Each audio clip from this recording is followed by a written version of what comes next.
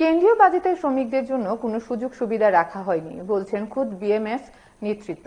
সারা দেশের সাথে রাজ্যেও এই নিয়ে আন্দোলন চলছে। জেলা শাসকের মাধ্যমে তারা কেন্দ্রীয় অর্থমন্ত্রী নির্মলা সীতারামনের উদ্দেশ্যে ডেপুটেশন দেন। মঙ্গলবার ৬ দফা দাবিতে সংগঠনের নেতাকর্মীরা মিছিল করে পশ্চিম জেলার জেলা শাসকের কাছে ডেপুটেশন দেন।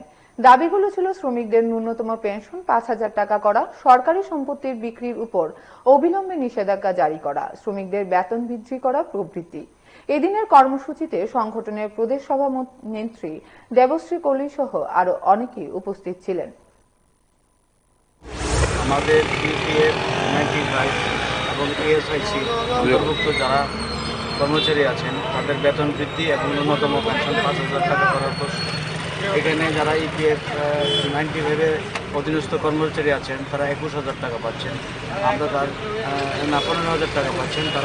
তাদের বেতন কম যাতে ৩০,০০০ টাকা করা হয়, তার আমরা মাননীয় ডিএম বরাবরে দেশের অর্থমন্ত্রী শ্রীমতী নির্মলা সীতারামনের কাছে আমরা স্মারকলিপি পেশ করব। শ্রমিকের যেগুলি অর্থনৈতিকভাবে যে মান উন্নয়ন করার কথা সেগুলি হচ্ছে না।